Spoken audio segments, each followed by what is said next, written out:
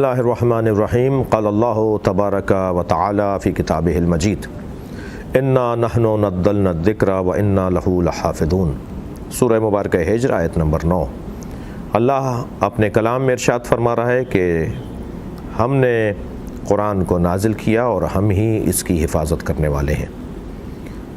جو قرآن قلب مصطفیٰ پہ نازل ہوا اس کی حفاظت، اس پہ عمل، اس کی اطاعت کا حکم نبی نے دیا، اہل بیت نے اس پر عمل کیا، صحابہ کرام نے اس پر عمل کر کے قربانیاں دیں۔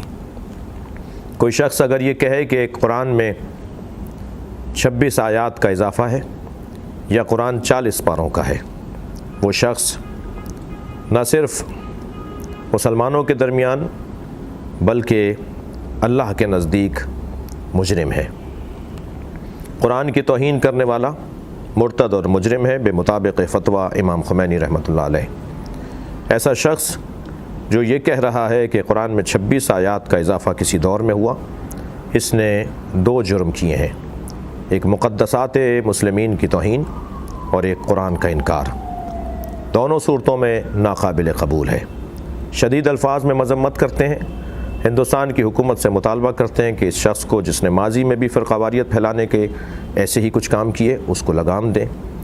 عوام اہل سنت اور عوام شیعہ، علماء اہل تسنن، علماء اہل تشیع، وہ اپنے صفوں میں اتحاد اور وحدت کو ہمیشہ کی طرح محفوظ رکھیں گے۔ یہ پہلی مرتبہ نہیں ہوا بلکہ ماضی میں بھی ایسے بے استادہ لوگ، خود پسند لوگ، شہرت طلب لوگ، جاہ طلب لوگ اور شاید کسی کے کہنے پر فرقہ واریت پھیلانے والے لوگ ایسا کام کرتے آئے ہیں۔ ابو اسحاق کندی نامی ایک شخص نے امام حسن عسکری علیہ السلام کے دور میں تناقض القرآن نامی ایک رسالہ لکھا، جس میں اس نے ایک آیت کو دوسری آیت سے ٹکراتا ہوا دکھایا۔ میرے مولا نے جواب میں فرمایا کہ جو معنی تم نے مراد لے کر اختلاف جانا ہے وہ متکلم کے نزدیک یعنی اللہ کے نزدیک مراد نہیں ہے۔ جب اللہ کے نزدیک وہ معنی ایک عربی کا لفظ کئی معنی رکھتا ہے، جب اس کے وہ معنی جو تناقض دکھا رہے ہیں وہ مراد لیے جائیں گے اور وہ معنی چھوڑ دیے جائیں گے جس میں تناقض نہیں ہے، تو پھر یہ شخص بدنیت ہے اور فساد پھیلانا چاہتا ہے۔ اللہ کی بارگاہ میں دعا ہے کہ اللہ مسلمانوں میں وحدت کو محفوظ رکھے۔